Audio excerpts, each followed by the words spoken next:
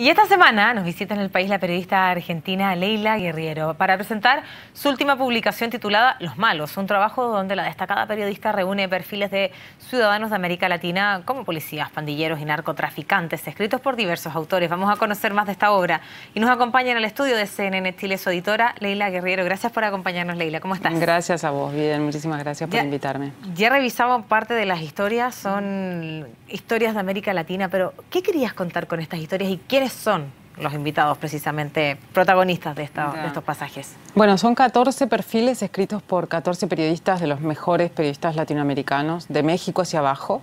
Hay 3 chilenos, 4 argentinos, una periodista mexicana, un venezolano, un colombiano, etcétera. Y son 14 perfiles de seres siniestros latinoamericanos, personas vivas que han hecho mucho daño. El libro intenta hacer una especie de mapa de la maldad contemporánea latinoamericana.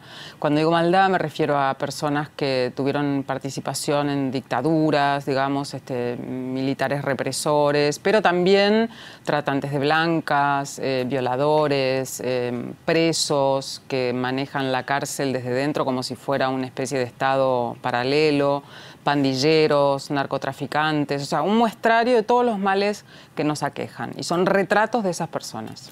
Y de estas 14 historias hay algunas que son chilenas. Son 3, sí. ¿Y cuáles son esas historias? Y ya hablabas de algunas de los pasos por la dictadura, otras historias más recientes. Sí.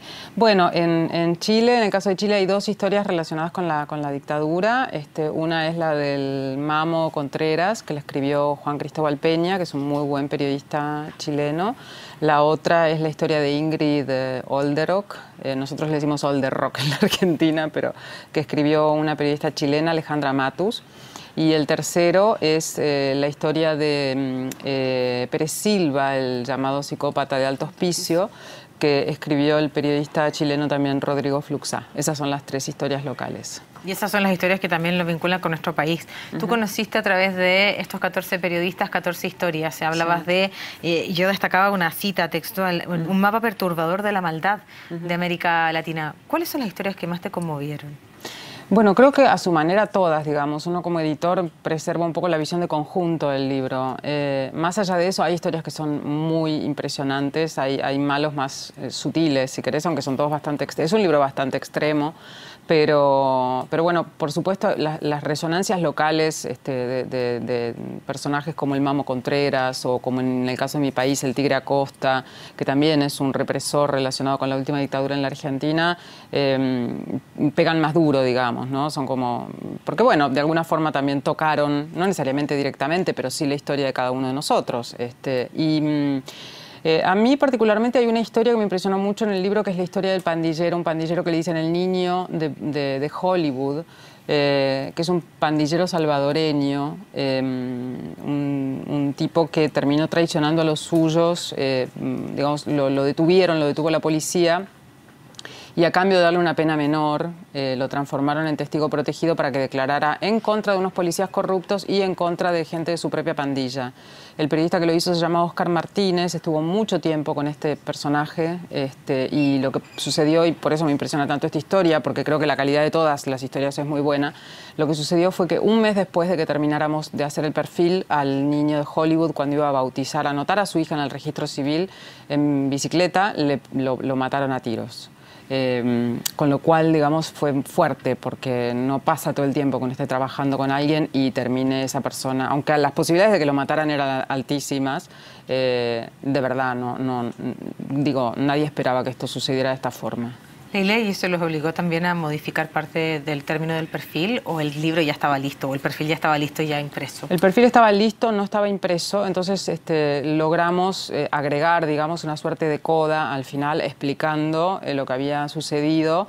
Y bueno, yo hablé de esto también en el prólogo, ¿no? Porque bueno, es un libro muy extremo también en ese sentido. Estábamos jugando en muchos casos con gente muy mayor también que está detenida y bueno, hasta último momento, digo, tampoco sabíamos qué podía pasar con ellos.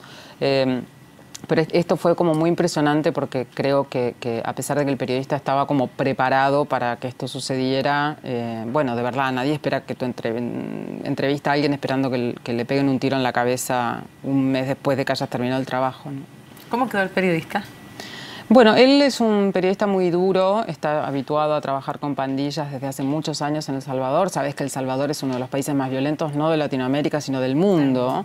Y Oscar es un periodista muy curtido. Él hizo el camino de los inmigrantes caminando desde El Salvador hasta la frontera de México con Estados Unidos. O sea, no es un niño de pecho, es un, un periodista curtido, pero estaba muy impresionado, sobre todo, y como buen periodista que es, haciendo una lectura mucho más macro del fenómeno, digamos. O sea, fue al entierro.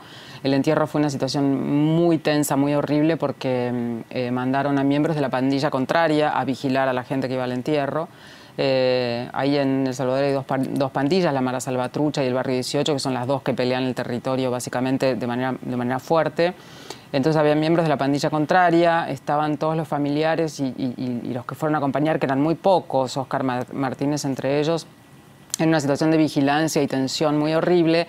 Y Oscar me escribió un mail preguntándose acerca de qué clase de país era ese en el que él en la mañana había estado en el entierro de su entrevistado y por la tarde iba a llevar a jugar a su hijita a un lugar que no tenía nada que ver con esto, ¿no? Entonces, como esa lectura macro, decir, bueno, qué país tan loco, tan tremendo, tan miserable, decía él. Bueno, yo no me atrevo a decirlo yo, porque no creo que El Salvador sea un país así, pero bueno, él es el que vive ahí. Claro, y habla de esta diferencia brutal que existe en muchos países de América Latina. Y por eso es que te quiero preguntar, ¿cuánto conociste tú de América Latina a través de estos 14 personajes? Bueno, mucho, ¿no? Porque ya conociste mucho de El Salvador, por ejemplo. Sí. Claro. Sí, bueno, y de Panamá también. La verdad es que es muy curioso esto que decís, porque realmente, por ejemplo, el tipo de maldad que se da en algunos países es muy sintomática. En Panamá, por ejemplo, había una enorme cantidad de casos, cuando nos pusimos a hablar con la periodista que hizo el perfil del Papo Córdoba, que es un policía muy siniestro al que llamaban el inventor del miedo en la época de Noriega. Cuando nos pusimos a ver las posibilidades que había mucha maldad relacionada con más bien estafadores, digamos. Había como un mal del tipo financiero relacionado con el dinero. Era muy difícil dar con otro tipo. Y esto, bueno, tiene que ver de alguna forma con la estructura de país que ha construido Panamá, digamos, ¿no? Esta cosa como de ser un paraíso fiscal, etcétera, etcétera. En otros países como Chile y Argentina había una especie de exceso de maldad relacionada con la violencia de Estado. O sea, era lo que, digamos, a la hora de revisar y había que equilibrar un poco porque si no hubiera terminado siendo casi un libro de puros ex-dictadores, digamos, o ex-represores o torturadores. Entonces creo que si hay algo que aprendí de Latinoamérica es que en algunos casos el mal se da como por zonas, digamos, por temperaturas, ¿no? En Brasil, por ejemplo, había una cantidad de aberraciones. También tiene que ver esto con que es un territorio gigantesco, ¿no? Pero era realmente abrumadora la cantidad y la diversidad de males y perversiones. Era como muy difícil escoger algo que fuera como representativo de todo ese continente casi que es Brasil. Yo de todas maneras como recorro mucho Latinoamérica, viajo mucho por Latinoamérica, no sé si algo de todo esto me sorprendió, te diría, pero sin dudas yo creo que un perfil, si está bien hecho, refleja parte de la esencia del país en el que esa persona vivió, ¿no? No quiero decir con esto que cada uno de estos tipos siniestros refleje, pero me parece que invita por lo menos a pensar que estos señores y señoras no salieron como de un repollo o una lechuga, digamos. Son producto también de una sociedad o de diversas sociedades en las que vivimos todos.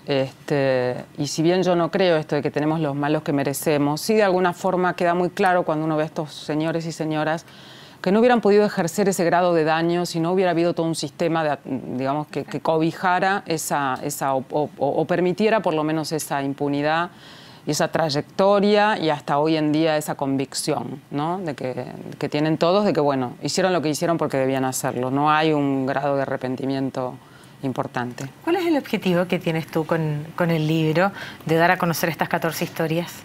Mira, yo creo que el periodismo, si tiene alguna función social, es la de tratar de entender y tratar de mostrarle realidades como muy complejas a una cantidad lo más amplia posible de lectores. A mí me parece que lo que intenta hacer este libro es entender cómo funcionan estos señores y estas mujeres, y donde la palabra entender no significa justificar. O sea, si uno entiende, pero no necesariamente justifica. Creo que la intención del libro es esa, entender cómo fue posible que estos personajes actuaran en nuestras sociedades. Bueno, algunos son jóvenes, o sea que pueden seguir ejerciendo el mal un rato más, digamos. Casi todos están presos, pero bueno, hay algunos que están en un proceso sin condena todavía. Con lo cual creo que es esa la idea básica del libro, entender, que creo que es un poco la función del periodismo, ¿no? Traducir, transformar una realidad compleja, deforme, ambigua, contradictoria, en algo a lo que un lector pueda acceder con el privilegio que tenemos los periodistas, que es estar como en la trinchera, en la línea de fuego, ¿no? En el primer plano, y muy difícilmente un lector pueda tocar la puerta de alguna de estas personas y decir, quiero hablar con usted y que me explique. Claro, y como constructores de la realidad también. Este libro está disponible ya para aquellos que quieran poder conocer estas historias y todo lo demás, ¿sí? Está disponible y ya creo que salió hace 3 semanas y ya estamos en la segunda edición prácticamente. Ah, muy bien, sí. Felicitaciones pues. Sí, sí. Y Leila, gracias por acompañarnos aquí esta tarde en CNN Chile. Muchas gracias. Muchas gracias. Y a ustedes los invito a una pausa muy breve. Ya volvemos aquí a Sala de Noticias.